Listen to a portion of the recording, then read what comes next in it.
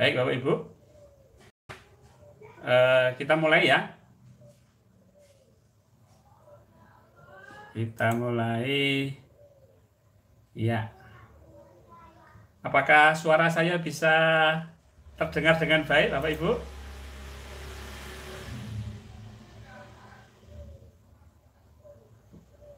Sudah bisa? Jelas. Oke, Pak Arso, Pak Misbah, Pak Daimul, Pak Ajeman. Iya Ibu, jelas terdengar. Ya, dari Jogja jelas banget ya Pak. Iya, ini kalau online ya Insya Allah asal sinyalnya bagus dari mana-mana boleh dengar. Baik, nah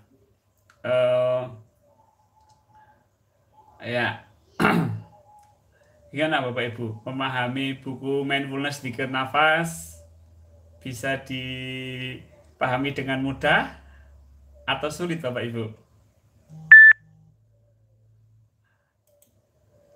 Gimana Pak Arso, gimana Pak Arso, bisa? Bisa. Iya, bisa ya. Baik. Apalagi agak sulit ya Pak. Baik. Nah ini yang penting itu kan ini ya Pak ya, prakteknya. Yang penting caranya gitu. Ya, sebenarnya saya sudah berusaha untuk mengemas buku itu, buku yang eh, buku untuk ini agar caranya itu bisa lebih ini namanya lebih mudah dipraktekkan. Dan kita tahu yang namanya apa namanya yang namanya menerima itu kan ya, yang namanya menerima itu kan tidak semudah diomongkan. Ya, tidak semudah diomongkan. Baik Bapak Ibu, saya akan sharekan tentang mindfulness dikir nafas. Nanti kita diskusinya lewat setelah ini. Sebelumnya saya matikan dulu ya Pak Ibu untuk suaranya biar apa namanya tidak mengganggu. Bentar, saya cari untuk mematikan suara. Lewat mana ini ya, lupa kemarin.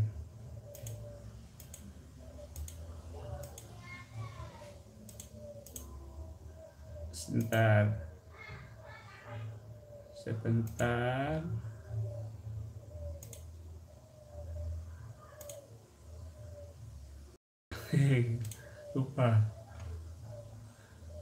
lupa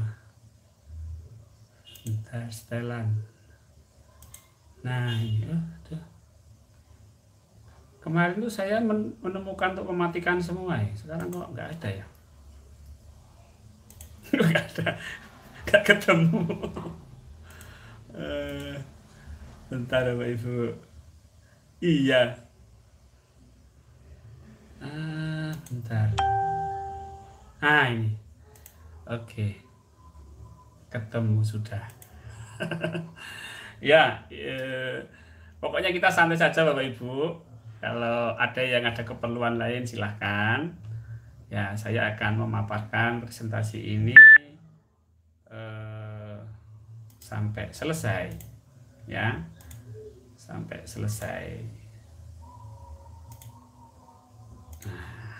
Baik.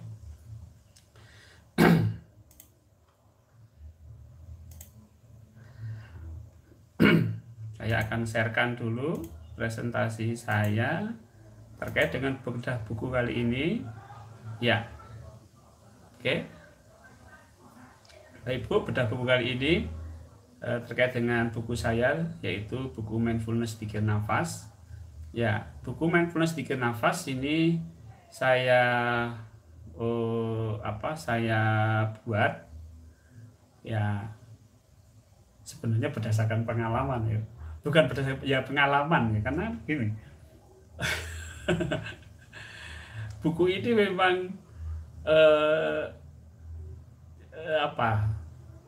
Pertama, itu merupakan satu akumulasi pelajaran, Bapak Ibu, pelajaran dari zikir nafas, kemudian bagaimana menerapkan. Ya, sebelumnya kita ada eh, pelajaran-pelajaran tentang tasbih, tahmid, takbir ya, yang mungkin Bapak Ibu juga sudah kenal, sudah paham. Nah, kemudian saat ini pun saya juga sedang meneliti tentang mindfulness. Topiknya mindfulness begitu ya, topiknya mindfulness. Kemudian kok ini nyambung dengan zikir nafas. Dan kemudian dalam beberapa tahun ini tahun ini ya, saya dihadapkan pada satu keadaan yang harus menerima gitu ya. Dan saya nggak bisa nolak, saya harus menerima dan saya harus nolak dan harus menjalankan. Nah, dalam proses harus menerima dan tidak boleh menolak, itulah terjadi proses pelajaran-pelajaran gitu. Ya, inilah hikmah. Kalau seandainya saya itu melepas seandainya saya itu melepas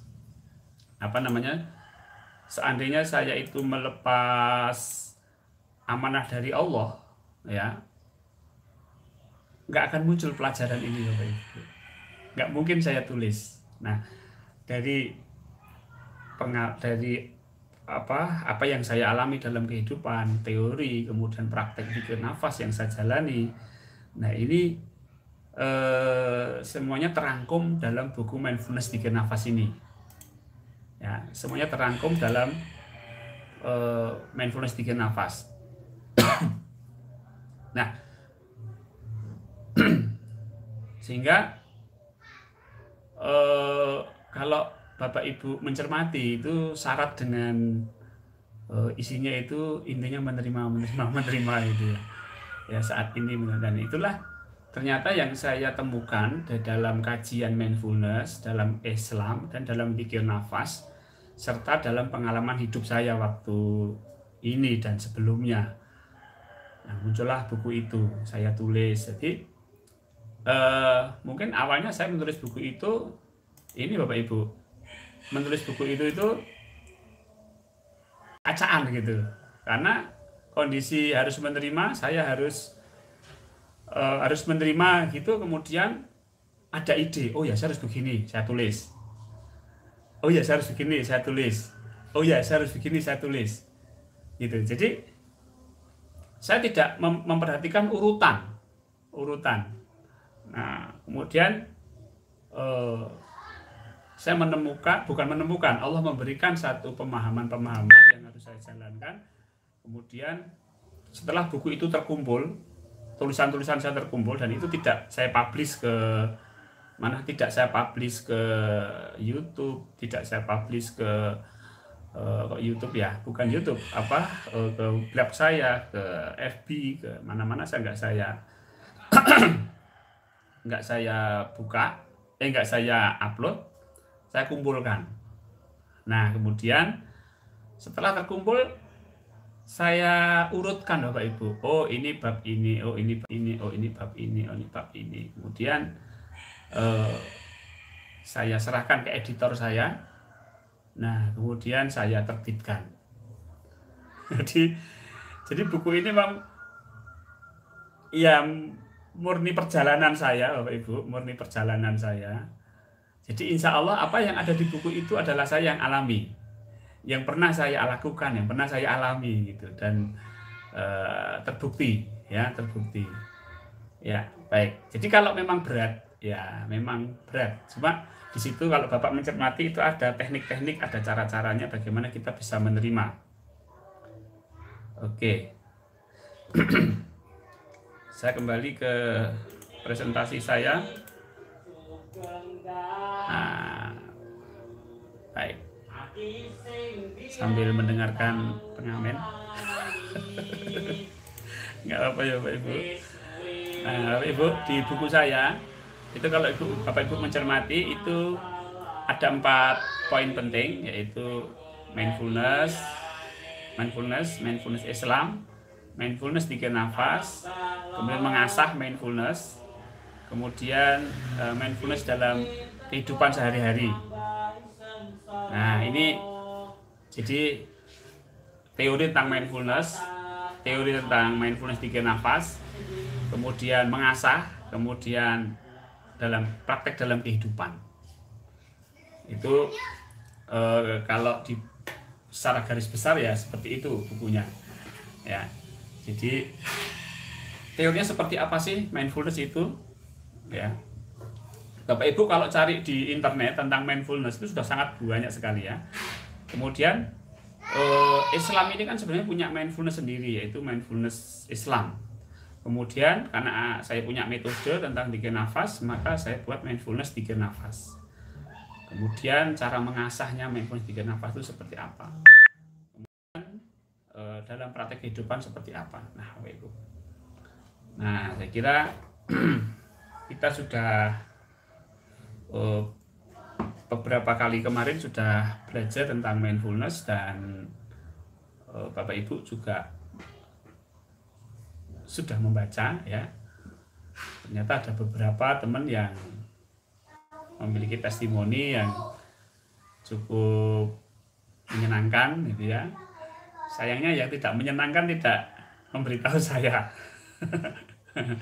Ya, yang diberitakan ke saya yang pengalaman-pengalaman yang positif ya.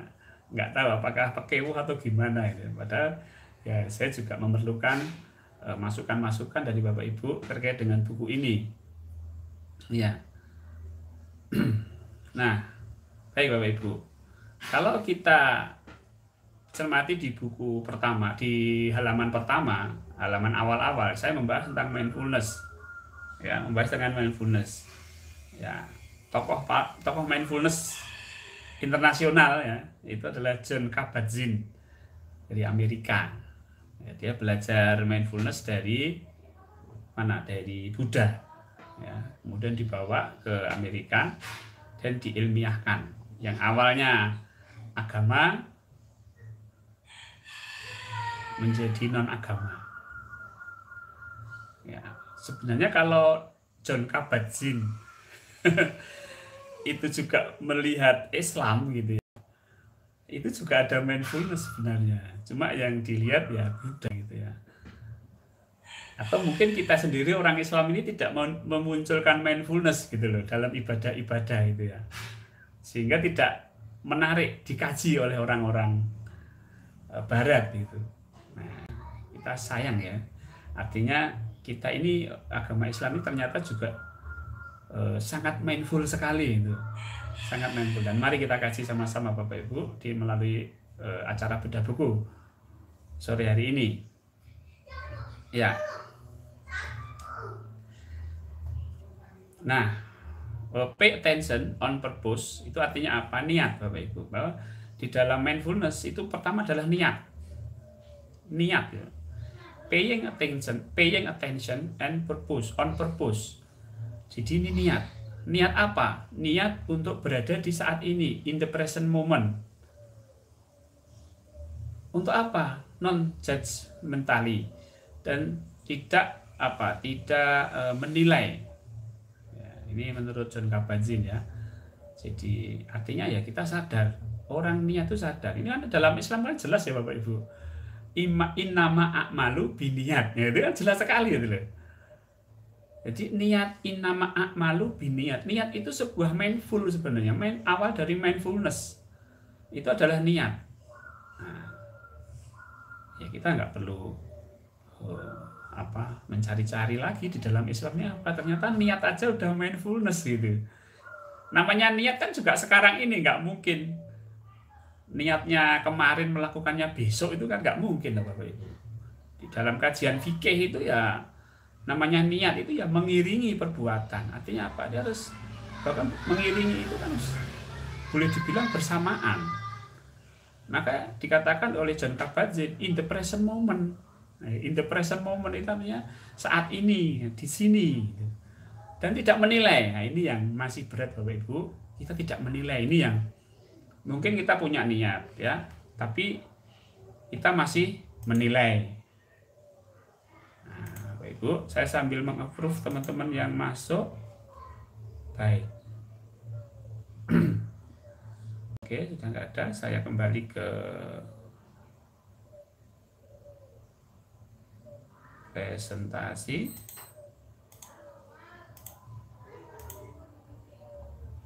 Baik.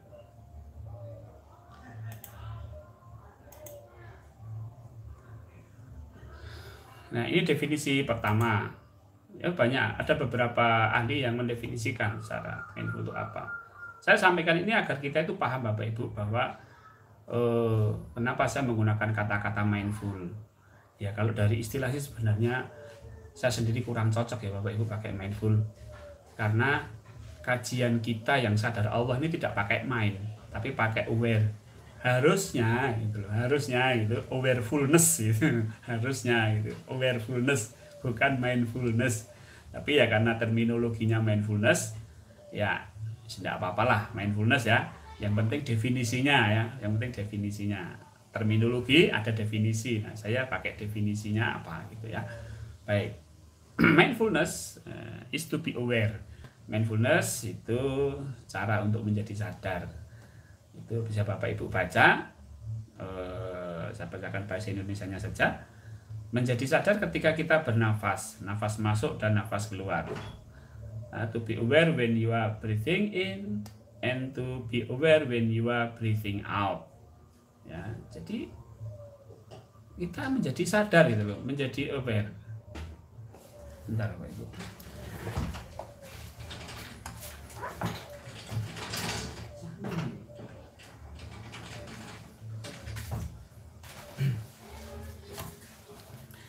Ya, maaf Bapak Ibu. Jadi kita menjadi sadar nafas masuk dan nafas keluar. Ya, mindfulness is to be aware when you are breathing in and to be aware when you are breathing out. It is the capacity to be aware of what is here. Ya, ini adalah satu kemampuan ya, kemampuan untuk menyadari apa yang ada di sini. Anything can be the object of mindfulness. Apapun ya, apapun itu bisa untuk menjadi objek mindfulness. Ya, apapun itu bisa untuk menjadi objek mindfulness. Baik. Jadi kalau kita mindfulness, apapun bisa, tidak hanya nafas. Bahkan pikiran itu juga harus kita sadari. Perasaan juga harus kita sadari. Ini yang nanti Bapak Ibu harus latih ya. Kalau menyadari nafas mudah, tapi kalau menyadari pikiran ini agak nggak terbiasa begitu saja ya Bapak Ibu. Kurang terbiasa. Nanti kalau sudah terbiasa akan mampu juga. Ya. Apa yang objek yang bisa dimindfulkan gitu kan? Nafas kita, langit, sky. It is to be in touch with our life experience in each moment. Ya.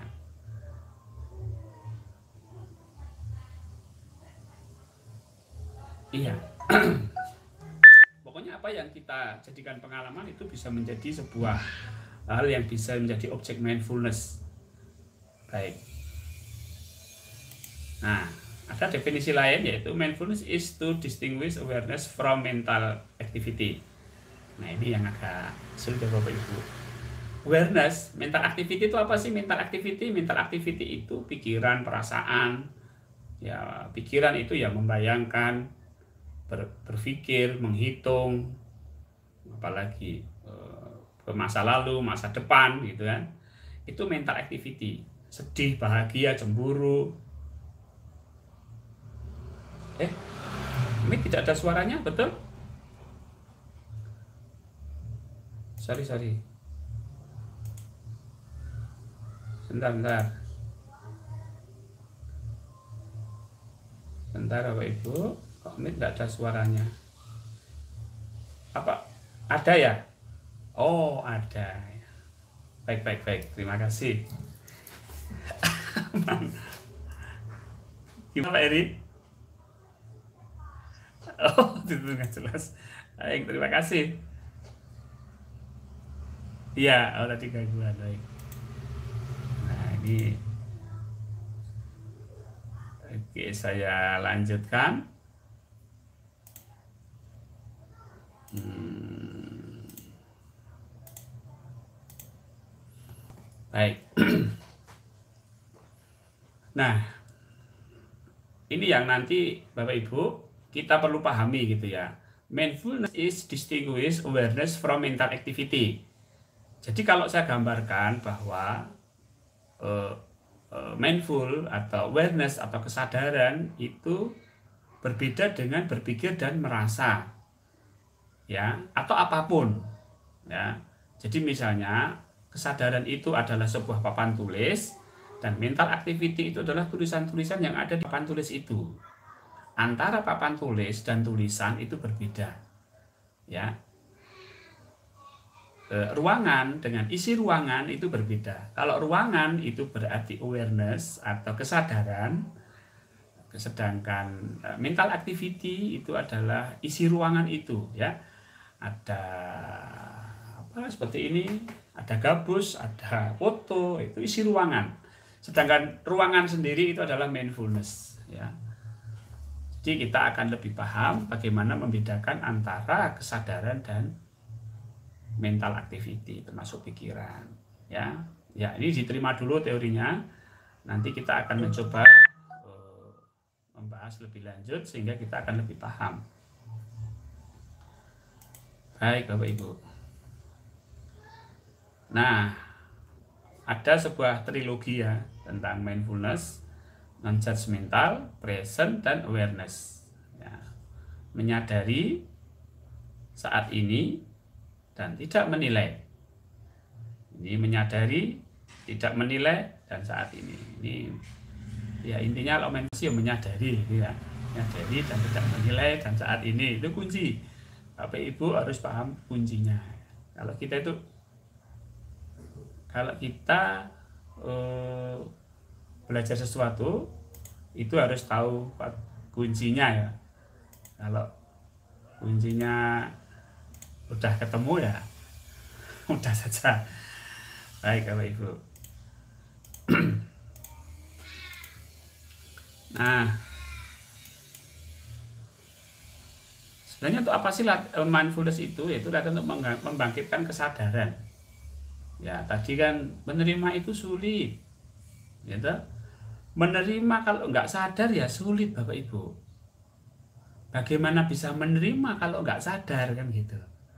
Jadi latihan mindfulness ini adalah latihan untuk menyadari yang selanjutnya kita bisa menerima. Makanya tahapnya setelah sadar itu menerima. Kalau belum sadar ya bagaimana bisa menerima. Setelah kita menerima baru kita bisa merubah sesuatu. Maka kuncinya adalah sadar dulu baru menerima. Nah, kualitas kejiwaan kita, kualitas psikologi kita itu sebenarnya ditentukan dari dua hal ini Bapak Ibu, menyadari dan menerima. Ya. Dalam arti kesejahteraan ini, kesejahteraan psikologi, ya. Psychology well-being itu ditentukan oleh bagaimana dia menerima dan bagaimana dia sadar. Baik, sebentar ini saya tutup dulu Bapak Ibu ya. Oke.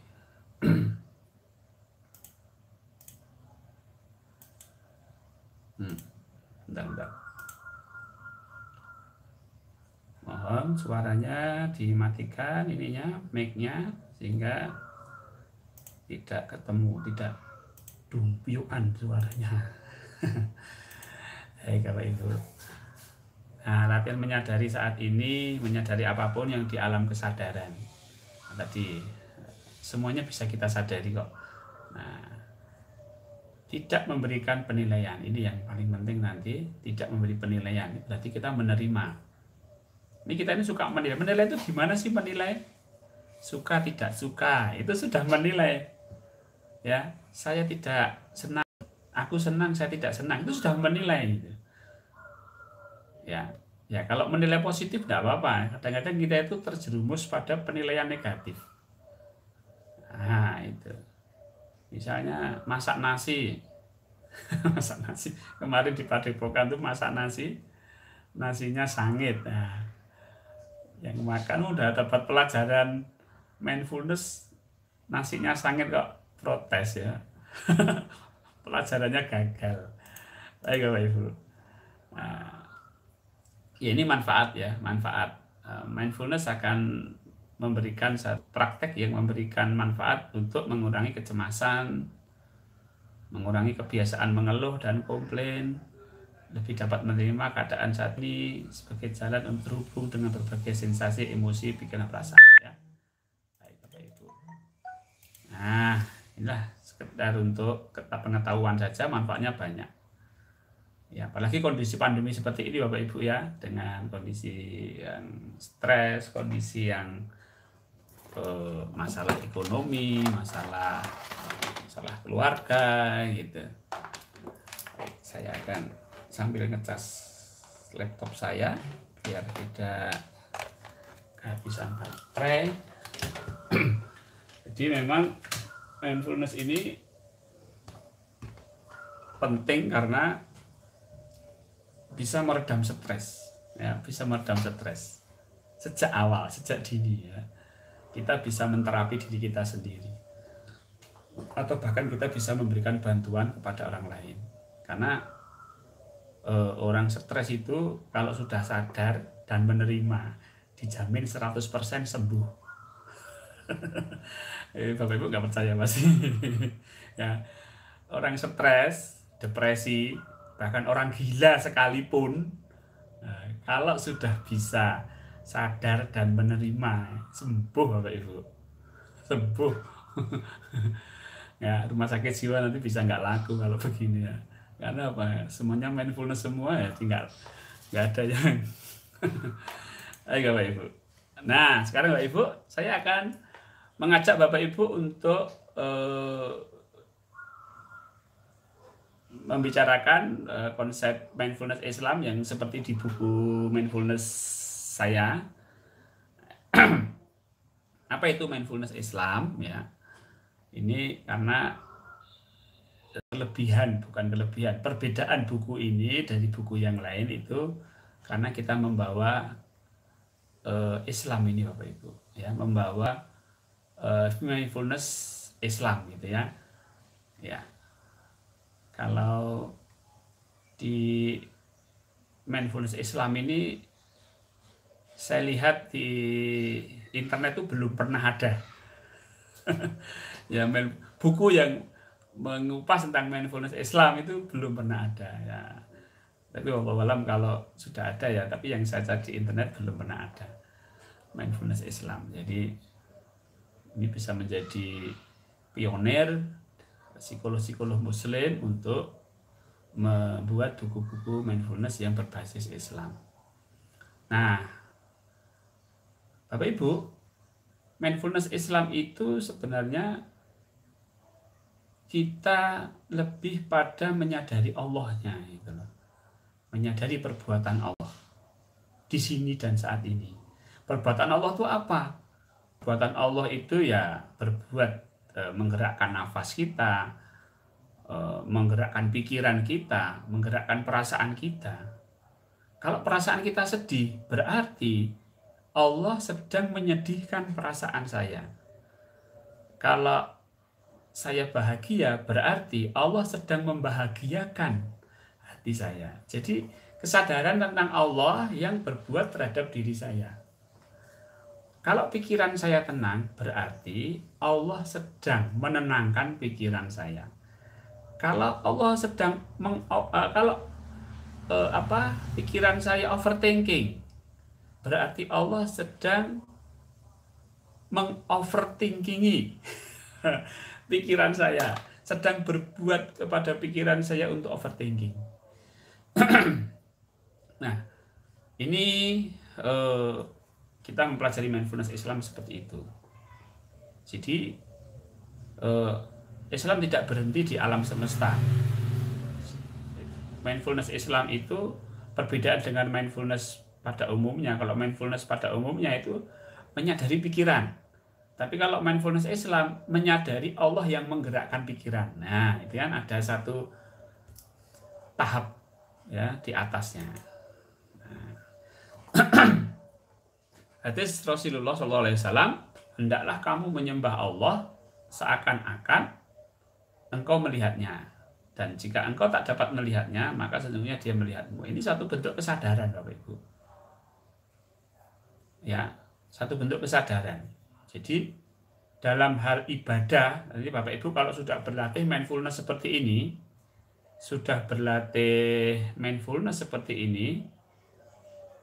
ya, sudah berlatih mindfulness seperti ini, nanti aplikasinya itu dalam ibadah. Maka nanti akan bisa mengamalkan hadis Rasulullah ini. Jadi seakan-akan itu berarti kan tidak namanya melihat ya. Kalau seakan-akan itu berarti bukan pakai mata, tapi pakai kesadaran. Atau kalau kamu tidak mampu menyadari Allah yang sedang melihatmu, atau kalau engkau tidak bisa menyadari Allah di dalam ibadahmu, maka sadarilah bahwa Allah itu melihatmu gitu. Nah, ini kan berarti mindfulness, satu bentuk mindfulness Islam. Hai Bapak Ibu. Jadi Islam ini sangat jelas mindfulnessnya. Kemudian Bapak Ibu, ini saya buat sebuah rangkuman dari mindfulness yang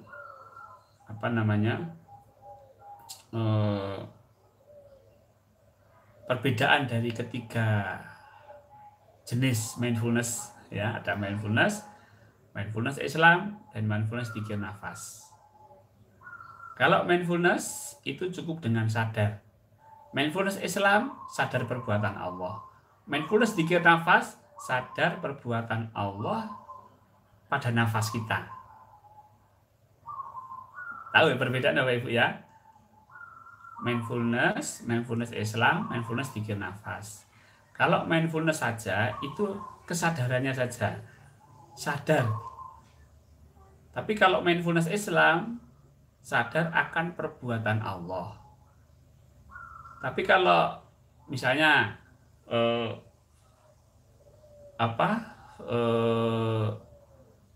alam semesta, mindfulness pada umumnya itu sadar alam semesta ini ya, universe, unity, satu kesatuan, kita bersatu dengan alam. Itu berarti kita sadar dengan alam semesta, kita menjadi makrokosmos. Itu mindfulness biasa, mindfulness pada umumnya. Tapi mindfulness Islam, kita menyadari Allah yang menciptakan alam semesta, kita menyadari Allah yang menggerakkan alam semesta. Nah, kalau zikir nafas ya karena ini nafas ya di nafasnya itu Bapak Ibu. Kalau saat ini sama, tanpa menilai pun sama. Cuma kesadarannya aja yang membedakan antara mindfulness Islam dan mindfulness zikir nafas. Baik Bapak Ibu, saya lanjutkan.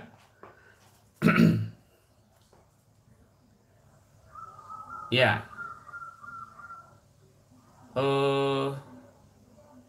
Tiga elemen utama di dalam mindfulness ya, itu adalah niat, paying attention, kemudian sadar Allah, the awareness, dan sikap 3T itu namanya acceptance. Ini yang 3T itu kan kalau di dalam kajian kita itu kan tidak hanya acceptance ya, ada gratitude dan ada belief. Tapi nanti untuk belief dan untuk syukur akan kita kaji lebih dalam nanti. Ya, doakan mudah-mudahan bukunya segera jadi juga ya. Bapak Ibu. Ini saya baru bahas tentang 3T-nya yang acceptance, karena mindfulness ini lebih dekat dengan acceptance. Ya. Jadi 3 ranah utama itu adalah niat, paying attention. Di dalam mindfulness itu paying attention, sadar Allah itu adalah awareness, dan sikap yaitu acceptance. Nah, nanti akan kita lihat di definisi yang lain. Niat karena Allah, kemudian sadar Allah, dan kemudian yang terakhir adalah 3T. Ini saya warna merah ini ya nanti menjadi fokus daripada mindfulness. Ya, menerima, acceptance, openness, non-striving, passion, letting go. Acceptance, menerima, openness, keterbukaan, non-striving, tidak berusaha. Loh kok tidak berusaha, Pak? Lah yang namanya menerima masa berusaha gitu loh. Passion, sabar, dan letting go, membiarkan. Nah, ini latihan kita fokusnya di sini Bapak Ibu. Ya, kita acceptance, open, non-striving, passion, dan letting go. Ya, baik. Ya, maka dalam nanti Bapak Ibu menjalankan zikir nafas, praktek zikir nafasnya ya ini acceptance, open gitu ya. Di dalam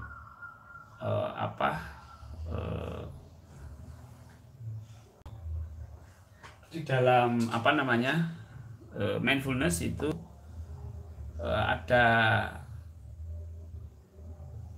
teknik untuk openness gitu ya. Jadi kita itu seperti kembali ke anak-anak,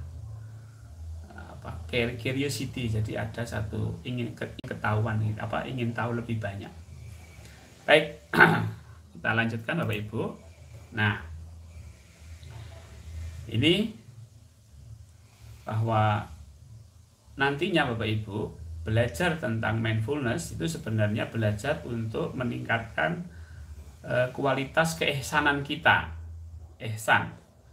Ya, ihsan ini ada di ranah acceptance, awareness, dan current moment. Saat ini kita sadar menerima kapan? Saat ini. Coba Bapak Ibu nanti mempraktekkan ini ya, sadar menerima current moment saat ini dan di sini. Wah, itu nikmat Bapak Ibu. Sangat nikmat sekali. Ya, posisi sadar dan menerima. Bapak Ibu misalnya lah pulang kerja Bapak Ibu ya, pulang kerja capek gitu kan. Kemudian Bapak Ibu rebahan, sadari capeknya. Terus kalau di sendi-sendinya itu kan terasa ya Bapak Ibu, terasa capeknya gitu kan. Kemudian terima itu capek-capeknya itu, terima terus terima. Jadi kita aktif menerima, aktif menerima. Itu capek itu hilang sendiri Bapak Ibu, nggak sampai tidur. Nah, inilah satu kelebihan yang diberikan Allah kepada kita jika kita itu mau menerima. Ya, nanti dipraktekkan ya Bapak Ibu habis ini atau nanti malam. Ya, baik. Jadi ihsan itu adalah kita menerapkan ini. Kemudian Bapak Ibu, mindfulness ya, mindfulness itu apa sih yang kita terima gitu kan? Apa sih yang kita terima? Yang kita terima itu adalah keadaan yang terjadi pada kita di sini dan saat ini. Nah, itulah yang namanya qada dan qadar. Nah, qada dan qadar itu ada di rukun iman yang keenam Bapak Ibu ya. Ya. Rukun iman yang paling berat itu ya rukun iman yang keenam ini Bapak Ibu. Kalau yang ke pertama menerima Allah iya, menerima para malaikat iya, menerima kitab-kitab Allah iya, gitu ya. Menerima Nabi dan Rasul iya, menerima hari akhirat iya, menerima takdirnya Allah. Nah, ini diberi sakit, diberi corona, diberi kesulitan, kekurangan. Nah, itu kan bagaimana kita bisa menerapkan rukun iman yang keenam. Ini yang paling berat Bapak Ibu. Maka mari kita sama-sama berlatih mindfulness agar apa? Kita bisa menjalankan rukun iman yang keenam ini dengan lebih baik. Nah, bagaimana qada dan qadarnya Allah itu kita terima. Tidak hanya kita imani tapi juga kita terima. Kalau mengeluh itu berarti rukun imannya Ya, tidak 100%, Pak. Ya, tidak 100%.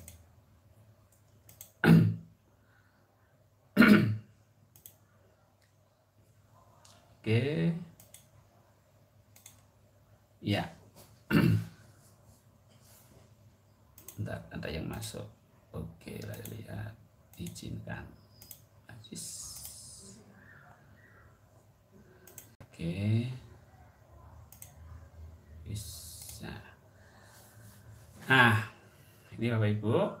Jadi nanti mindfulness ini ya kita menerapkan rukun iman atau mempraktekkan benar-benar rukun iman. Ketetapan Allah ini ya sudah ketetapan. Yang namanya corona itu mau nggak mau ya Pak Ibu. Kalau sudah kena virusnya itu mau nggak mau gitu loh. Apa ya, menolak.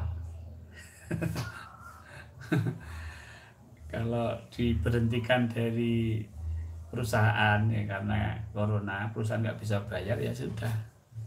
Ya sudah, itulah namanya ketetapan Allah itu ya itu.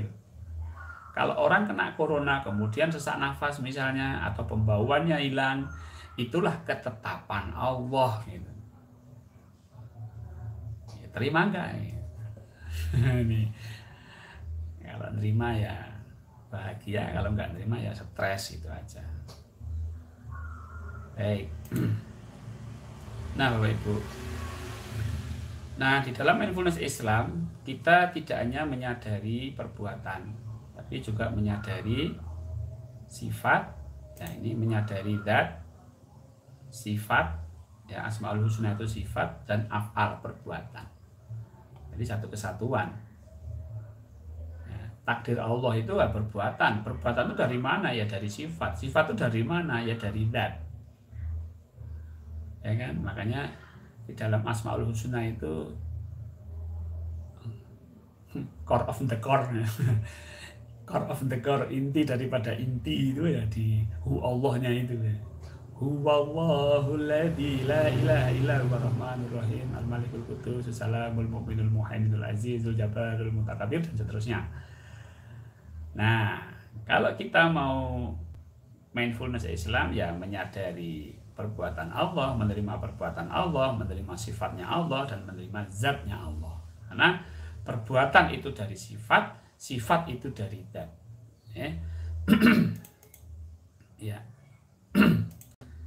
Allah tidak menyuruh kita membicarakan hal-hal yang tidak tercapai akal. Sebab akal manusia tidak mungkin mencapai pengetahuan tentang zat Allah dan hubungannya dengan sifat-sifat yang ada padanya. Maka janganlah engkau bicarakan hal itu. Tak ada kesaksian tentang adanya.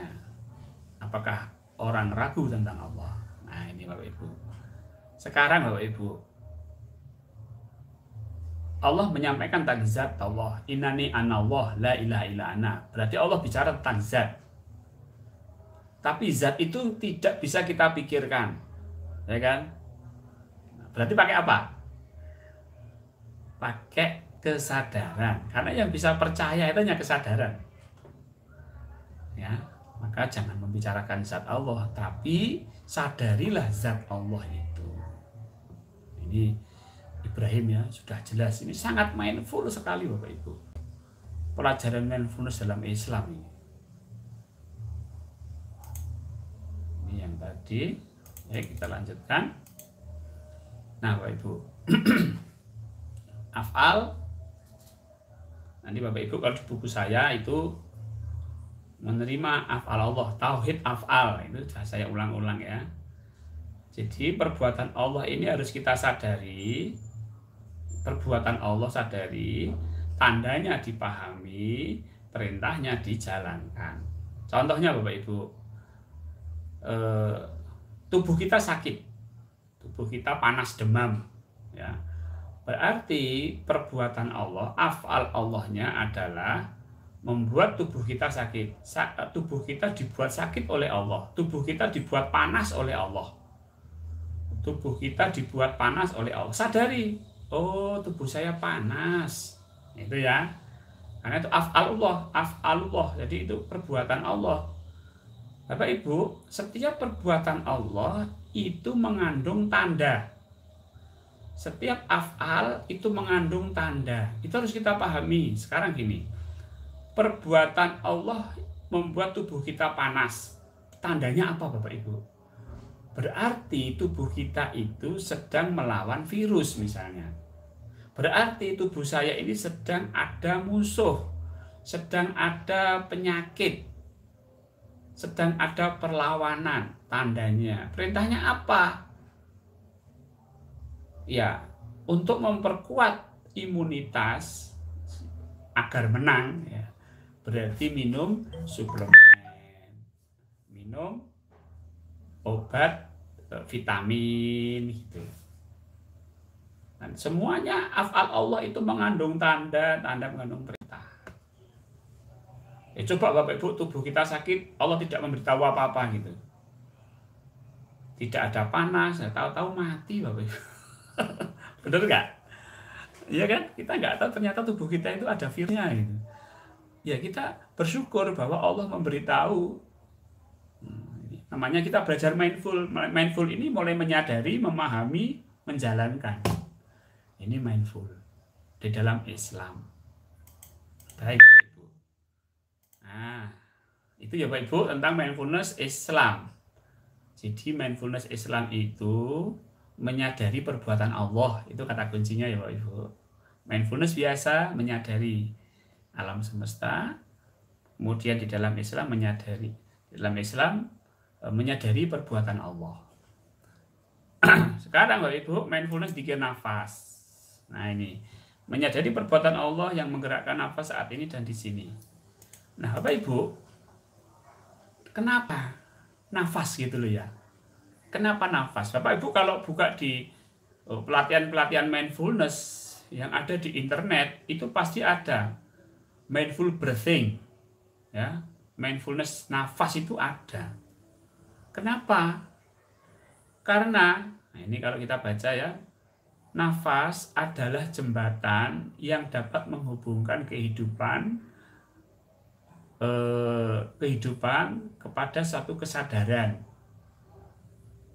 which unites your body to your thought, yang dapat menyatukan tubuh kita dengan pikiran. Jadi nafas ini jembatan, sehingga kita mudah terkoneksi dengan tubuh kita dan alam semesta ini gitu. Ya, jadi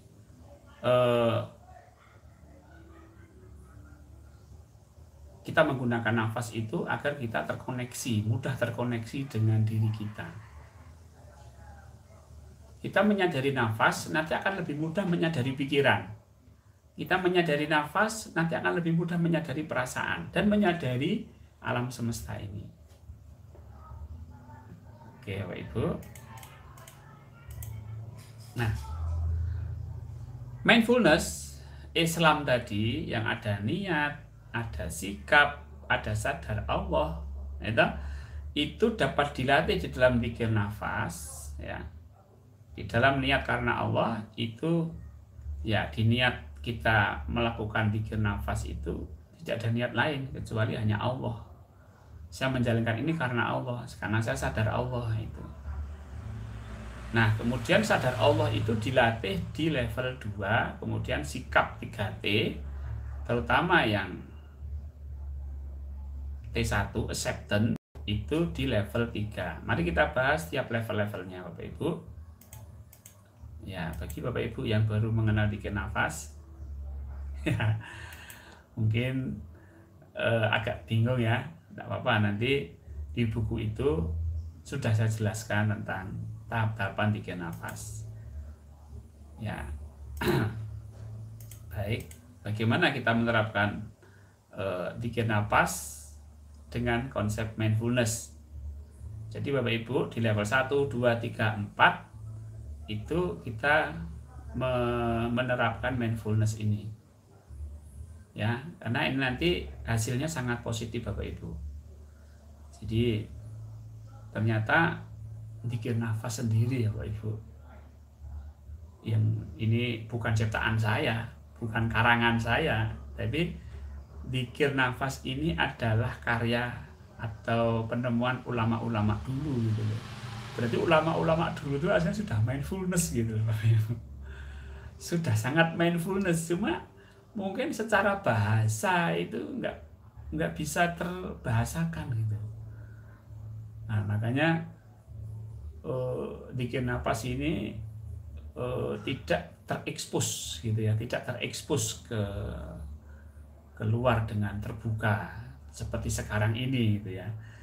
Ya alhamdulillah saya mencoba berikhtiar untuk menjelaskan betapa mindfulness-nya zikir nafas dari para ulama-ulama ini Bapak Ibu. Ya, baik. Nah, Bapak Ibu, berlatih mindfulness zikir nafas level 1, kelihatan nggak Bapak Ibu ya? Saya besarkan. Mudah-mudahan bisa terlihat ya Bapak Ibu. Level 1, menyadari nafas. Jadi gimana sih menyadari nafas? Ya. Nafas masuk, nafas keluar. Oh masuk, oh ini keluar. Oh masuk lagi, ini keluar lagi. Nah gitu. Mudah kan Bapak Ibu? Menyadari nafas. Ini ada adik mahasiswa ya. Mahasiswanya Bu Ertati ya, di Palembang. Ya, selamat datang. Nah, level 1 itu mudah, menyadari nafas. Nafas masuk, nafas keluar. Ya, nafas kita tuh hanya ada 2. Nggak ada menahan nafas, ya. Tidak menahan nafas. Kalau mindfulness tidak menahan nafas, tapi justru membiarkan nafas secara natural. Semuanya lewat hidung, kecuali hidungnya buntet yang baru lewat mulut, ya. Nafas masuk, nafas keluar. Oh, ini nafas masuk. Oh, ini keluar dan diterima. Diterima. Nafas masuk lagi. Kemudian keluar, ya diterima. Nafas masuk diterima, disadari diterima, nafas keluar diterima. Gitu Bapak Ibu. Ya. Baik. Jadi nafas masuk diterima, nafas keluar diterima, disadari, diterima. Itu level 1. Gampang ya, mudah ya Bapak Ibu. Baik. Sekarang level 2. Menyadari Allah yang menggerakkan nafas. Tinggal kita up saja, kita naikkan aja. Oh, Allah yang menggerakkan nafas. Pakai keyakinan kalau ini ya. Kalau tadi nafas, tinggal kita mengobservasi aja, menjadi observer saja. Tapi ketika kita naik, kita menggunakan keimanan bahwa Allah itu ada, menghidupkan, gitu, dan dekat dengan kita. Oh, Allah sedang menggerakkan nafas saya. Nah, jadi sadar Allah yang masukkan nafas, sadar Allah yang mengeluarkan nafas. Sambil kita sebut namanya biar kuat. Allah. Hu itu dia ya, hu itu dia, huwa. Ketika Allah itu keluar. Jadi hu Allah. Hu Allah. Gitu. Jadi hu menyadari Allah yang memasukkan nafas. Allah menyadari Allah yang mengeluarkan nafas. Menyadari Allah yang memasukkan nafas. Allah menyadari Allah yang mengeluarkan nafas. Tidak hanya menyadari ya, menerima. Nanti menerima, kalau sudah bisa menyadari, menerima. Menerima Allah yang memasukkan nafas, menerima Allah yang mengeluarkan nafas. Menerima Allah yang memasukkan nafas, menerima Allah yang mengeluarkan nafas. Allah. Itu level 2. Nah, level 2. Level 3 bagaimana level 3? Berinteraksi. Ya, berinteraksinya apa Bapak Ibu? Berinteraksi kita kepada Allah itu bukan pakai kata-kata, bukan pakai bahasa, tapi pakai perjalanan jiwa. Apa perjalanan jiwa kita? Yaitu mendekat ketika nafas masuk dan berserah ketika nafas keluar. Nah, Allah. Mendekat ke Allah ketika Allah pasrah. Nah, mendekat pasrah, mendekat pasrah. Tadi kan menerima. Sekarang mendekat ketika nafas masuk, mendekat ketika nafas keluar, pasrah. Mendekat pasrah, mendekat pasrah, mendekat pasrah. Nah, itu Bapak Ibu. Itu level 3. Nah, Level 3. Nah, sekarang level 4. Nah, level 4, ketika kita berserah diri kepada Allah, maka akan mencapai keadaan kosong. Nah, ini jangan takut Bapak Ibu kalau sudah mencapai keadaan itu. Oh, kok nggak ada apa-apa ya? Seperti sendiri ya? Nggak apa-apa. Itulah memang tahap-tahap kejiwaan itu, ketika kita berserah akan mengalami keadaan seperti itu. Maka kalau sudah mengalami seperti itu, segera afirmasikan bahwa yang ada hanya Allah ketika nafas masuk, dan afirmasikan bahwa yang ada hanya Allah ketika nafas keluar. Yang ada hanya kekuatan Allah ketika nafas. Jadi nafas masuk yang ada hanya Allah, nafas keluar yang ada hanya kekuatan Allah. Itu level 4. Nah, Bapak Ibu, itu sudah saya jelaskan di buku. Ya, saya ini mengulang saja. Mudah-mudahan dengan membaca dan mendengar penjelasan itu lebih ini ya, nancep gitu ya. Baik Bapak Ibu. Oke. Nah, itu sekarang Bapak Ibu mengasah dzikir nafas. Ya, mengasah dzikir nafas Bapak Ibu. Karena dzikir nafas ini harus kita asah gitu. Bentuknya seperti apa mengasahnya? Ya, menyadari dan menerima, kan itu konsepnya. Baik. Maka ketika kita dzikir nafas, coba nafas itu kita sadari dan kita terima Bapak Ibu. Terus terima, sadari, terima, sadari, terima, sadari. Ya, adik-adik yang masih usia muda ya, bersyukur sekali kalau mau melatih dzikir nafas ini ya. Karena apa? Ini akan meningkatkan kecerdasan intelektual. Kemampuan metakognitif adik-adik itu akan terupgrade dengan berlatih mindfulness. Kalau Bapak Ibu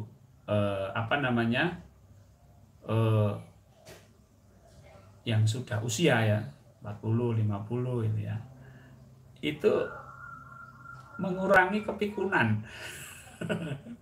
Ya kan? Ya namanya otak Bapak Ibu lama-lama juga akan mengalami penurunan, betul nggak? Degradasi, mengalami penurunan gitu kan. Di saat itu maka fungsi kesadaran itu sangat penting Bapak Ibu. Bahkan nanti Bapak Ibu, kalau kita sudah sakaratul maut, fungsi berpikir sudah tidak bisa, mati, glek gitu, nggak sadar toh itu biasanya. Maka kesadaran ini sangat penting. Orang mau sakaratul kan yang penting kesadarannya toh. Kalau kesadarannya tidak kuat ke Allah, itu bisa dibawa ke saudaranya yang sudah meninggal, bapak ibunya sudah meninggal, agar meninggalkan Islam. Ini bahaya, na'udzubillah min dzalik ya. Baik Bapak Ibu. Nah, kita latih nafas kita, menyadari nafas, menyadari tubuh, ya, gitu kan? Menyadari nafas, menyadari tubuh, dan menyadari alam semesta. Bapak Ibu, kalau sudah menyadari tubuh, Bapak Ibu akan lebih sensitif dengan tubuhnya, Bapak Ibu, sehingga tidak kena penyakit yang mendadak gitu loh. Tiba-tiba kena kanker, tiba-tiba kena sakit jantung gitu. Karena apa? Tidak mindful dengan tubuhnya. Kalau mindful itu tubuh itu sudah memberikan tanda. Kita kekurangan air putih saja, itu tubuh sudah, kalau ini ya, sudah memberikan tanda. Cuma karena kita mengabaikan tanda itu, tidak mindful dengan tubuh, sehingga tubuhnya mudah itu rusak. Sekarang alam semesta itu ya di luar kita, ya anak, istri, suami, benda-benda ini, mobil, tumbuh-tumbuhan, hewan gitu loh. Kalau kita punya burung, kita punya pemeliharaan ikan gitu loh, coba mindful, nanti kita akan paham ini maunya apa gitu. Bahkan mobil, mobil itu kalau kita mindfulness dengan mobil, menyadari mobil dan menerima mobil, kita akan peka gitu. Oh, ini rusaknya di sini, ini pasti ini. Jadi sebenarnya berlatih mindful itu, kalau kita gambarkan di sini seperti radar Bapak Ibu. Radar. Kalau radar kita hanya nafas saja, nggak mau menyadari tubuh ya, kita akan tersiksa dengan tubuh kita. Misalnya apa? Pikiran, perasaan, itu kan tubuh. Ya kan? Pikiran di sini itu perasaan di sini. Kalau kita tidak mindful ya tersiksa. Saya gambarkan, orang mindfulness itu jangan sampai larut dalam pikiran, jangan sampai larut dalam perasaan. Orang mindful itu seperti orang yang berada di pinggir sungai. Ya, orang mindful itu seperti orang yang diri di pinggir sungai, sedangkan sungai itulah pikiran dan perasaan. Jika dia hanya menonton begini, nah gitu. Nah, oke, ini maka Bapak Ibu, kita kalau orang-orang ya, orang-orang Hindu, orang-orang Buddha ini maaf, kesadaran alam semestanya ini dilatih gitu loh. Makanya dia perhatian dengan hewan, perhatian dengan tumbuh-tumbuhan itu sangat kuat. Ya, sebenarnya dalam Islam pun sama, itu juga sudah diajari oleh Rasulullah gitu.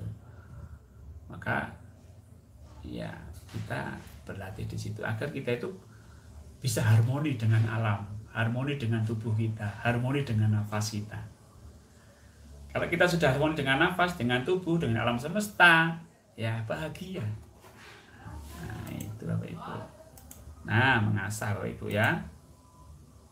Oke, mengasah ini melalui formal dan informal. Formal itu duduk bikin nafas selama 30 menit lah minimal ya. Dengan menggunakan tata cara yang betul. Nggak boleh ngawur.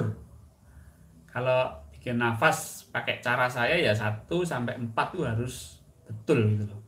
Bapak Ibu jangan ngawur kalau bikin nafas. Nanti lama, progresnya itu lama. Ya, tata cara saya kurikulum di bikin nafas 1 level 4 seperti di buku Mindfulness Bikin Nafas itu sudah lewat uji eksperimen beberapa kali ya. Sudah sering kali gitu. Jadi tidak meragukan lah Bapak Ibu. Karena itu ya saya alami, dialami teman-teman gitu.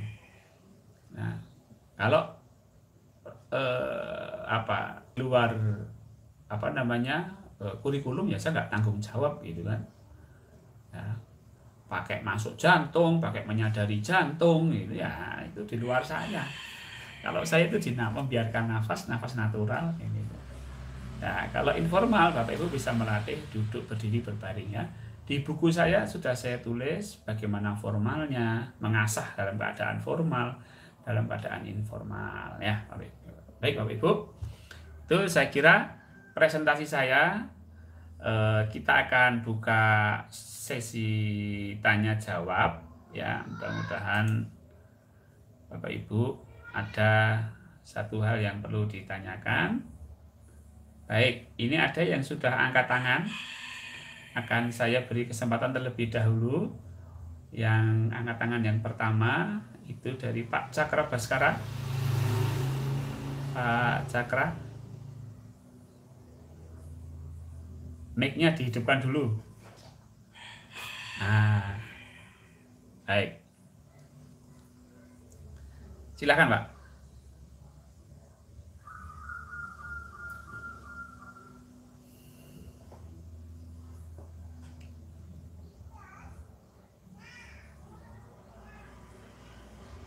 Ya.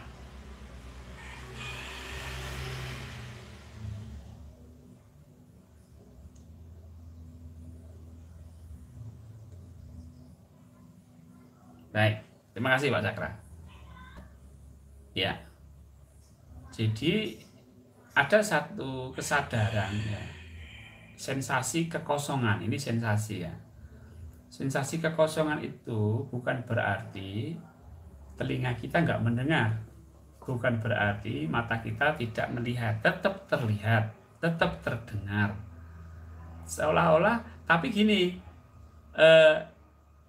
jadi sensasinya itu agak, jadi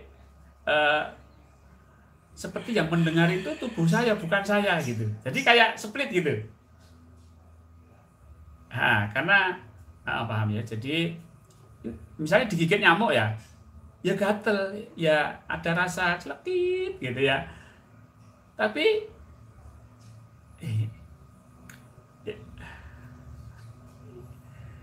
nah itu kalau sudah kosong sudah advance, ya sudah lebih dari menerima.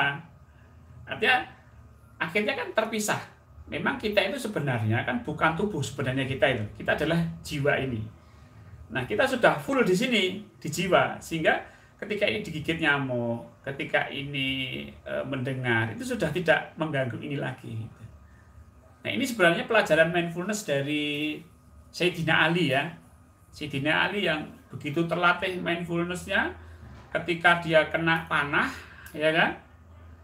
Kena panah, mau dicabut, jangan dulu, saya tak sholat dulu. Nanti di tengah-tengah sholat, cabut aja panahnya. Nah, itu kan berarti apakah sakit? Ya sakit gitu loh. Sakitnya itu ada, tapi dia sadari aja. Nah, itu kasus mindfulness yang ada pada Sayyidina Ali. Jadi tetap sakit, tetap digigit nyamuk, tetap telinga tetap mendengar, semua sensasi tetap, tapi sudah tidak mengganggu kesadaran. Itu Pak Cakra. Baik, sekarang sama-sama Pak Cakra. Sekarang Ibu Ariana. Ibu Ariana, silakan Ibu. Waalaikumsalam warahmatullahi.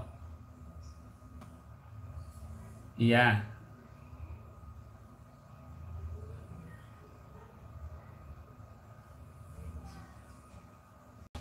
Oke. Iya.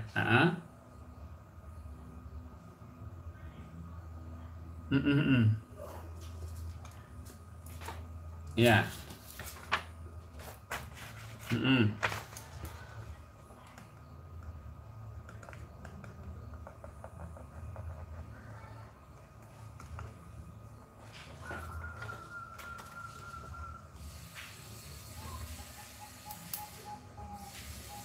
Baik, terima kasih Bu Ariana.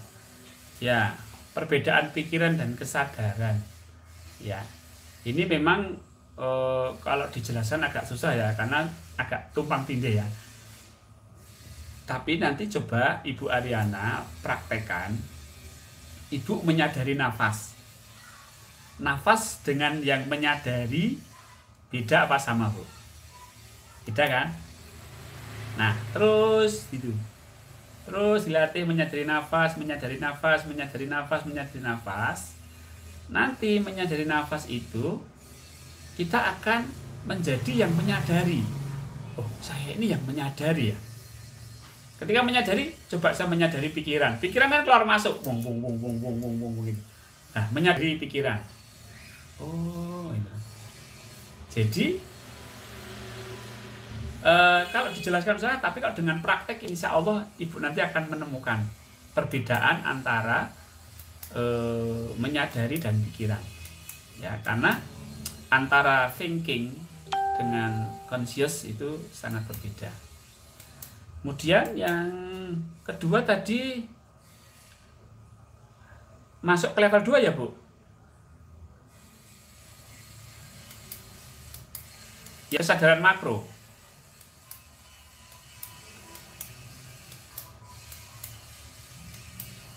Level 1. Oke. Jadi kalau level 1 itu kan menyadari nafas. Ketika Ibu sudah menyadari nafas, langsung aja menyadari Allah gitu. Menyadari Allah yang menggerakkan nafas. Ya. Sebenarnya ini level 1 ini mudah. Ketika itu sudah menyadari nafas, sudah coba langsung switch ke level 2, yaitu menyadari Allah yang menggerakkan nafas.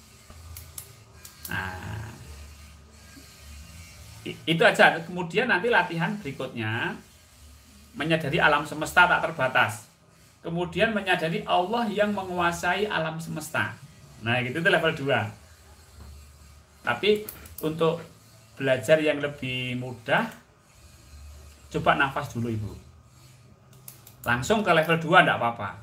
Yang penting sudah bisa menyadari nafas, langsung menyadari Allah yang menggerakkan nafas. Oke, itu ya Bu Ariana. Terima kasih pertanyaannya.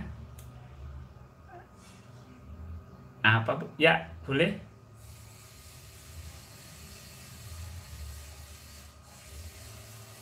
Uh-uh.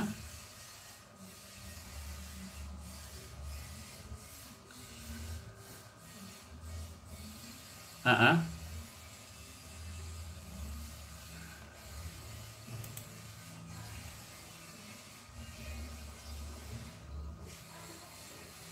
Laisa. Heeh.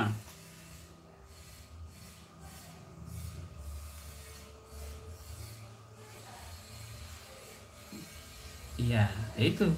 Itu itulah kesadaran Bapak Ibu ya. Kesadaran yang seperti itu. Itu eh, semuanya bisa ketika kita berserah, mendekat berserah akan mengalami keadaan kosong. Ya, itu ya pikiran ya kosong, kesadaran menyadari kekosongan itu.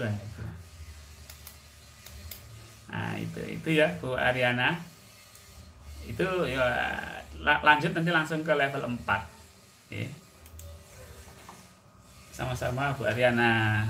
Jadi sekarang Bu Retno. Monggo Bu Retno, silahkan. Waalaikumsalam Bu Retno. Iya. Ah, iya. Mm-mm. Iya, betul.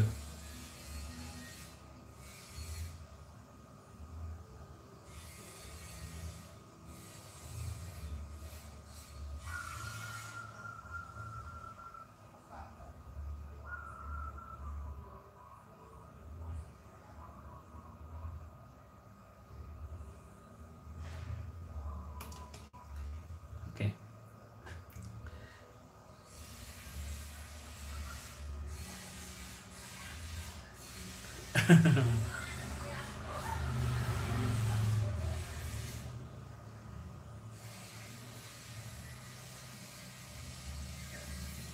Iya.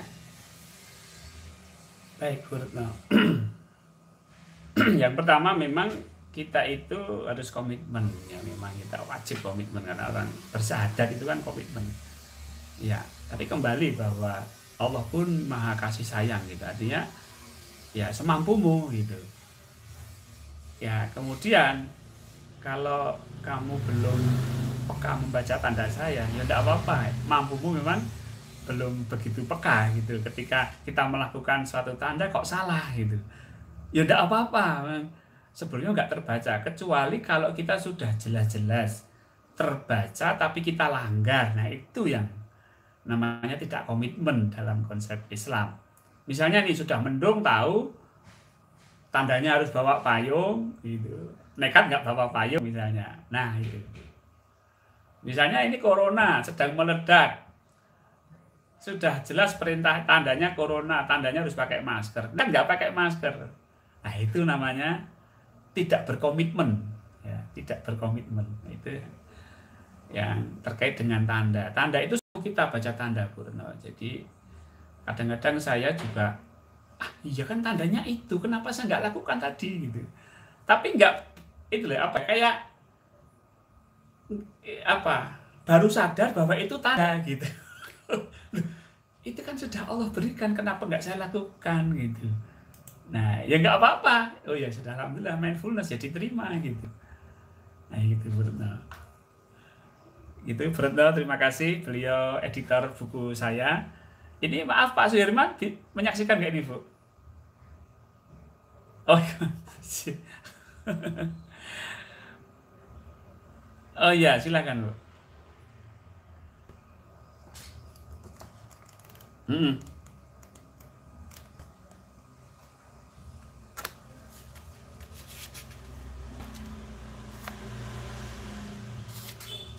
iya.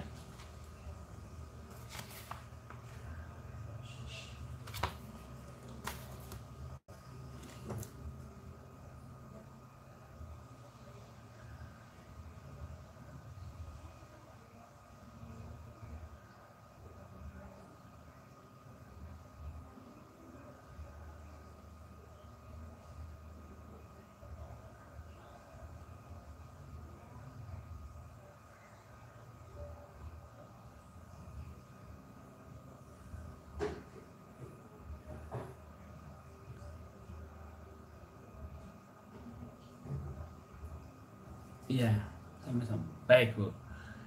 Iya, Satu-satunya makhluk Allah yang diberikan ruh itu hanya manusia. Wa nafatuhu min ruhi, kutiupkan ruhku. Ya, itu hanya manusia. Sehingga kita punya satu kewajiban. Ya, satu kewajiban, kita diberi amanah oleh Allah itu berupa ruh. Nah, dengan ruh inilah kita mampu menyadari Allah, mampu berjumpa dengan Allah, mampu menyadari Allah. Nah, mampu kembali sempurna kepada Allah. Kalau kita ini tidak menjalankan amanah itu, maka kita akan tersesat, akan disiksa sama Allah, akan diberi hukuman. Nah, apa? Sebenarnya kita punya misi khusus. Kenapa Allah memberikan ruh itu? Yaitu biar Allah itu, biar kita itu menyaksikan gitu loh, bersaksi, Pak. Karena kita diberi kesadaran untuk itu. Berarti tugasmu adalah menyaksikan aku gitu. Jangan sampai hidupmu itu tidak menyaksikan aku. Maka dengan sadar Allah inilah kita menyaksikan Allah. Ya. Nah, setelah kita menyaksikan, ya kamu harus menyembah aku. Karena untuk apa aku memberikan ruh pada kamu? Kalau memberikan ruh kepada kamu, memberi kemampuan kamu bisa berjumpa denganku, tapi kamu tidak mau menyembah aku. Maka sebenarnya ada satu, lupa saya hadis atau apa itu, kalau kita itu mengenal ruh ini dan menggunakan ruh untuk ke Allah, itu derajat kita lebih daripada malaikat. Derajat kita ini melebihi malaikat. Tapi kalau sampai kita ya tidak menggunakan ruh ini, maka derajat kita itu lebih dari binatang, lebih ini. Nah, inilah yang harus kita gali. Nah, ya gitu, Bu Retno, jawaban saya. Sama-sama. Oke, Pak Oka. Waalaikumsalam warahmatullahi wabarakatuh.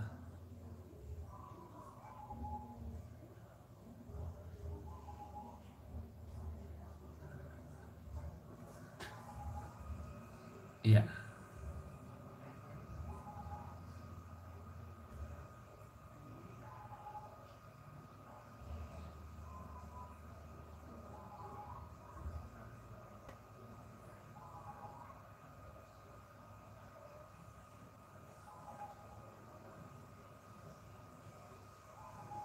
Mm-mm. Mm-mm.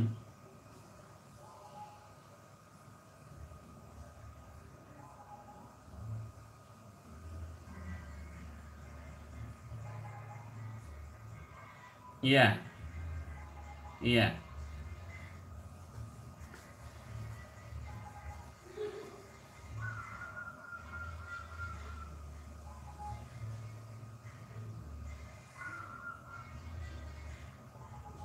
Assalamualaikum warahmatullahi wabarakatuh, Pak Oka. Ya, ikhtiar kita itu yang pertama menerima dulu, Pak. Terima.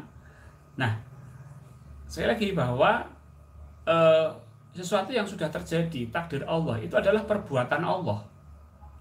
Nah, perbuatan Allah itu maka harus kita terima, Kemudian perbuatan Allah itu pasti mengandung tanda. Jadi misalnya masak nasi, ya, gosong gitu kan. Nah, tandanya apa kalau gosong? Bisa masak kembali, bisa dibuat nasi goreng, bisa besok dikasihkan ayam, bisa gitu. Yang penting tidak menilai, tidak mencela. Nasi gosong, nah jangan. Nah, ikhtiarnya itu, usahanya di situ. Jadi di balik takdir itu pasti ada tanda. Nah, tanda itulah yang harus kita lakukan. Baik, itu Pak Oka ya. Sama. Ini pertanyaan saya batasi sampai Pak Suhirman ya, karena waktu nanti sudah maghrib ini kalau nanti insya Allah besok hari Senin ya Pak Ibu kita lanjutkan di kursus mindfulness-nya. Sekarang Pak Aryawan, silahkan Pak Ari. Pak, Waalaikumsalam. Maghrib, Pak? Boleh. Iya. Iya, iya.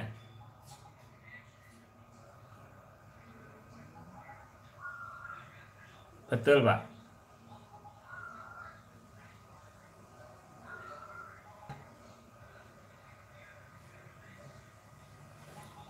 Mm-mm. Mm-mm. Kompetisi. Iya. Iya. Gini. Memang kalau nggak berlomba kan nggak semangat ya. Gitu. Kalau nggak menang nggak semangat. Nah, sekarang coba dirubah gitu loh. Jadi olahraga itu ini ya ada satu apa namanya ATP ya, amanah tanda perintah gitu kan, olahraga badminton misalnya. Ya amanahnya apa? Kok ya. Amanahnya kok misalnya. Tandanya ini kemana arahnya gitu. Kalau ini ke sini saya harus begini. Jadi itu langsung tandanya dia ke kanan, perintahnya saya harus ke kanan, cepet-cepetan gitu. Samina wa atokna. Itu latihannya gitu. Jadi ya jangan menang dan kalah. Kalau menang kalah itu ego. Walaupun olahraga itu ya memang kalau kita dalam kompetisi maka kita akan terjebak pada keegoan gitu. Tapi sebenarnya kita bisa merubah mindset, gitu loh. Misalnya tadi amanahnya apa? Misalnya sepak bola, itu loh. Amanahnya apalah namanya bola misalnya. Ya tandanya bola ini kemana? Saya harus bagaimana gitu. Karena Allah tuh senang kalau saya menang gitu. Jadi amanahnya ini bola harus masuk ke gawang lawan. Nah, tandanya ini bagaimana? Musuh bawa ke sini saya harus bagaimana? Saya harus lari kenceng. Ini bola sudah ada di kaki saya, berarti saya harus menggiringnya dengan kecepatan optimal misalnya. Jadi ada spirit di situ. Ini memang agak aneh ya, Pak Ibu. Agak aneh. Tapi itulah mindfulness Islam gitu. Dan kita tidak akan mengurangi kompetisi kalau dilihat orang, ya tetap semangat, ya tetap bahkan lebih peka dengan tanda gitu. Karate misalnya, karate itu ya pakai kesadaran. Nah, kalau karate mikir ya, karate kok dipikir itu pergerakan musuh dengan pergerakan tangan musuh ya, dengan pikiran kita cepat tangannya musuh kan gitu. Jadi pakai kesadaran gitu. Jadi latih kesadaran, karena kesadaran nanti munculnya refleks. Tapi kalau mikir ya dipukul baru mikir ya gimana coba, kena terus loh kita. Nah karena bermain kecepatan. Ya, itu Pak Ari ya. Jadi dirubah mindsetnya saja, tetap sama-sama Pak Aryawan. Baik, sekarang Pak Kuswanto, monggo Pak Kus. Waalaikumsalam Pak Kus. Iya, iya, betul. Iya, iya, betul. Iya,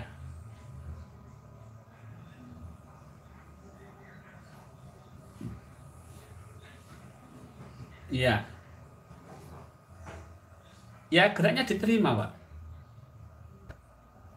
Jadi,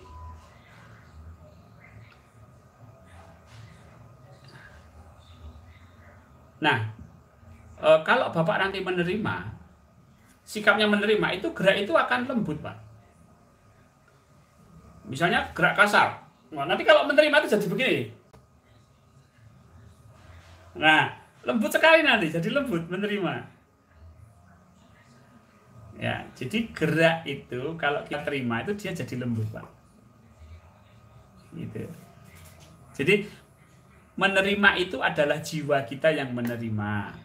Nanti tubuh akan terselaraskan dengan sikap jiwa yang menerima.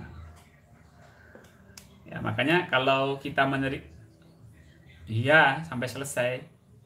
Tapi itu ya di bawah kendali oh Pak. Misalnya kita berhenti ya berhenti oh, di asal kita sadar loh ya. Jangan sampai terlarut dalam gerakan loh ya.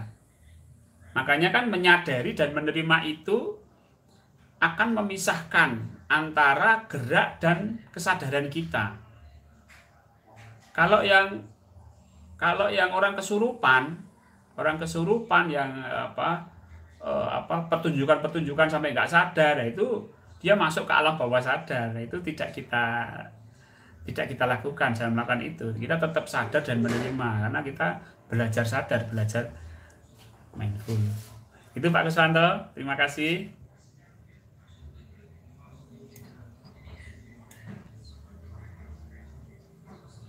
Iya, betul Pak. Betul Pak. Seperti itu. Sama-sama Pak Gus. Pak J, sami-sami. Pak Edi, monggo, silahkan.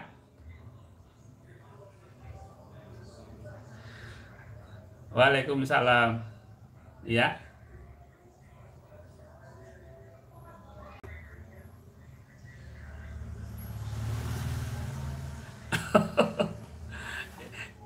Tadi ganti ini Pak, ganti channel.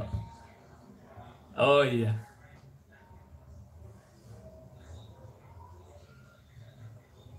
ya,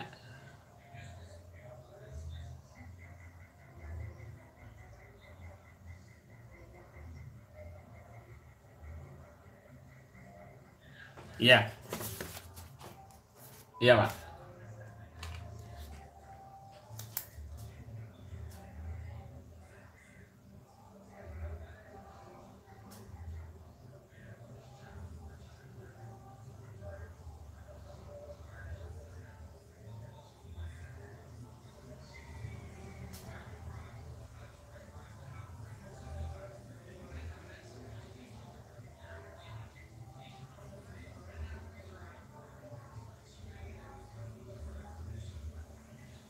Mm-mm. Iya,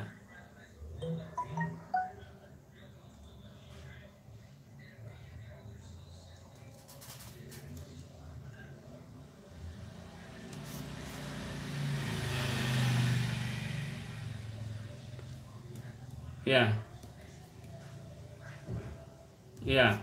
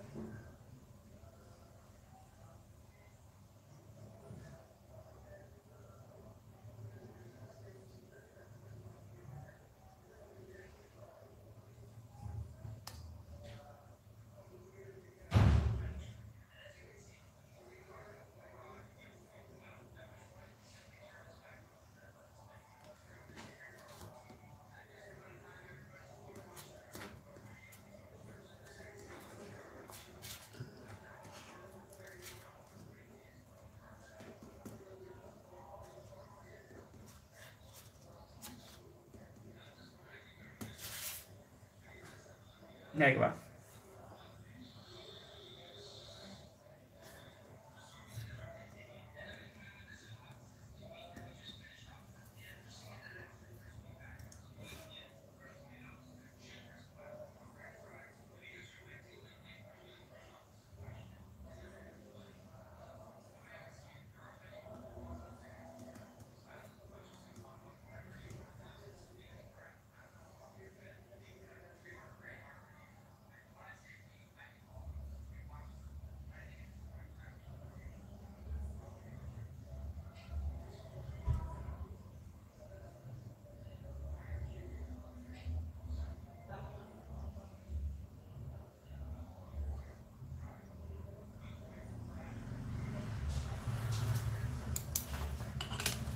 Baik Pak.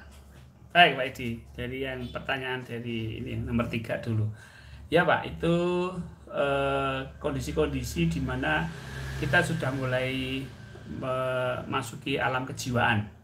Jadi antara tidur dan tidak, antara masih sadar tapi kok ya tidur gitu. Jadi kita sudah tubuh kita sudah tidur. Cuma kita sadar gitu. Nah, ini yang nanti lama-lama Bapak akan lebih ini lagi. Kalau itu selalu dilatih akan lebih jelas lagi gitu loh. Ya jelas artinya oh ini tubuh saya tidur, saya sadar gitu, saya pikir gitu ya. Baik, kemudian yang kedua, pertanyaan yang kedua, untuk menjadi lebih paham itu dengan cara menerima Pak, menerima dulu sampai nol, ya nol bersih. Setelah itu Bapak nanti akan peka dengan tanda-tanda Allah. Nah itulah ilham. Bapak nanti akan tahu ini nafsu saya, ini ilham dari Allah. Itu tahu gitu. Itu sarannya satu, menerima dulu. Karena menerima itu zero, nol itu nanti akan lebih jelas. Ya, lebih jelas. Kemudian yang pertanyaan yang pertama adalah ya, kalau kita ketakutan itu bukan dengan zikir untuk melarikan diri, tapi justru menyadari ketakutan itu, menerima ketakutan itu, diiringi dengan zikir. Bukan zikir sebagai pelarian, tapi zikir itu sebagai tempat untuk menyadari ketakutan, menerima ketakutan gitu. Jadi kompromi dengan ketakutan. Ya, gitu Pak Edi. Terima kasih. Iya, bukan solusi Pak. Ya, zikir itu sebagai sarana untuk menyadari ketakutan dan menerima ketakutan. Iya, sih. Baik, terima kasih. Ini terakhir, monggo Pak Sirman. Alhamdulillah bisa rawuh pada sore hari ini. Pak Sirman,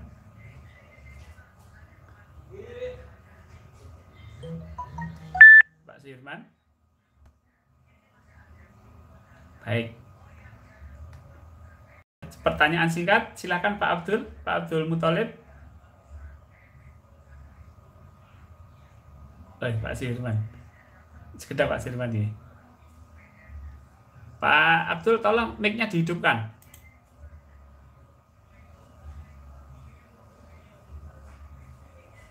Ya, Waalaikumsalam. Ya,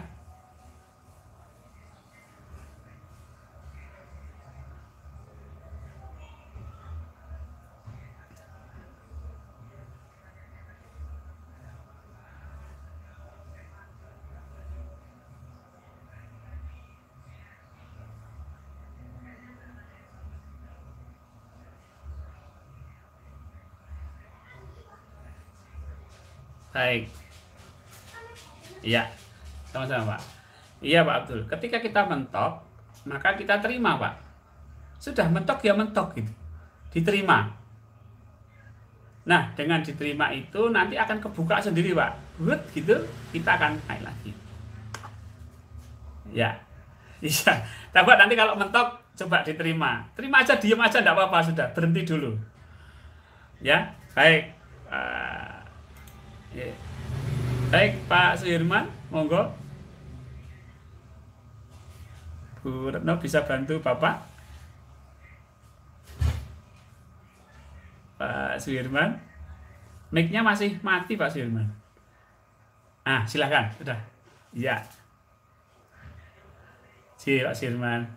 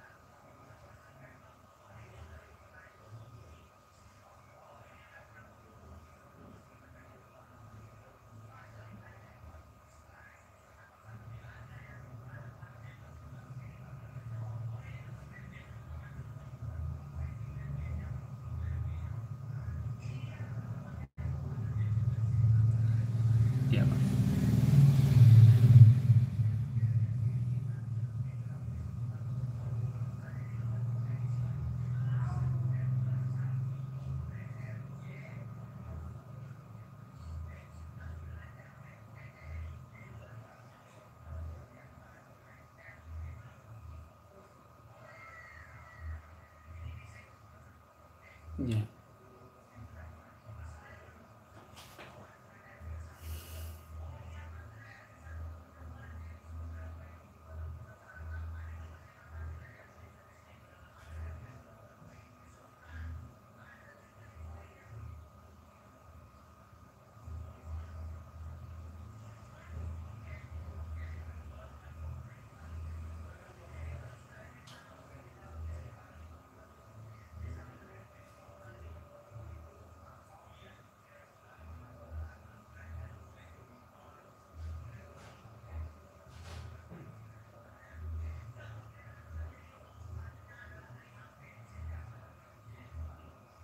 Hmm.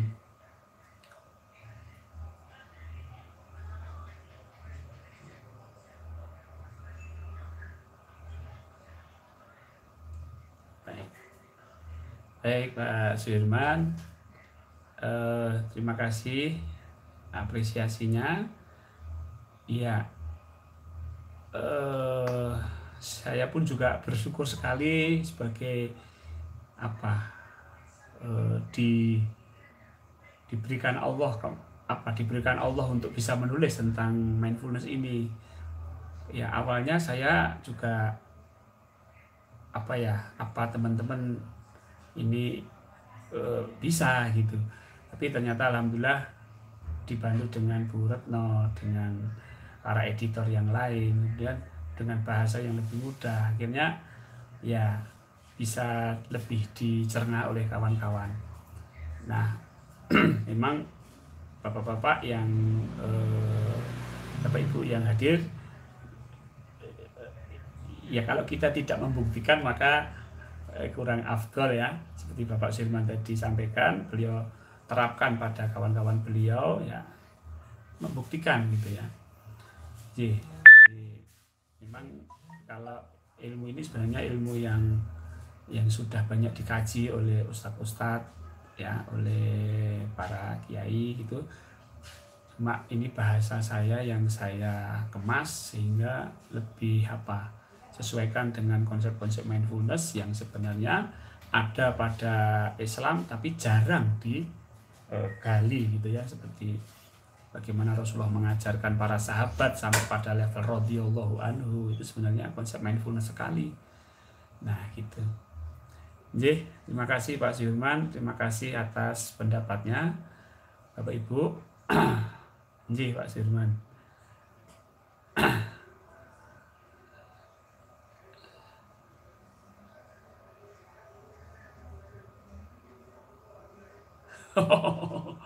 Iya, alhamdulillah Pak Edi. Alhamdulillah Pak Edi. Iya, stabilo Pak Edi ya, yang penting-penting gitu ya. Baik, baik Bapak Ibu. Eh, Alhamdulillah kita sudah menyelesaikan sesi bedah buku. Dan alhamdulillah responnya cukup bagus. Dan mudah-mudahan buku Mindfulness 3 Nafas nantinya bisa menjadi pencerah ya. Ya harapan saya sebagai penulis gitu, lebih banyak manfaatnya untuk tidak hanya umat Islam tapi juga untuk semuanya ya, dan agar kehidupan kita di dunia, di alam semesta ini bisa lebih bermanfaat ya, sebagaimana Allah yang sudah titahkan kita sebagai khalifah fil ard. Demikian Bapak Ibu, saya kira cukup. Terima kasih sekali atas kehadirannya. Bila itu hidayah. Wassalamualaikum warahmatullahi wabarakatuh.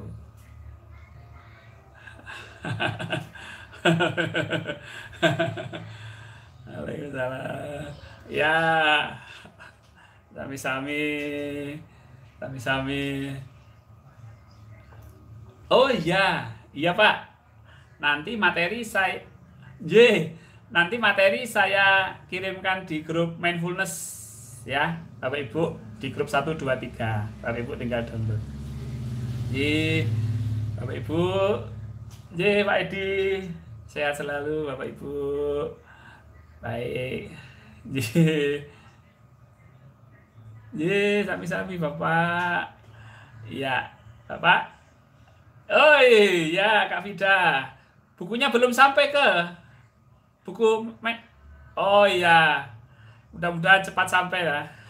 Iya, iya Kak Vida. Baik. Baik, kelas saya tutup ya Bu, Bapak. Ini bareng-bareng. Ini salam warahmatullahi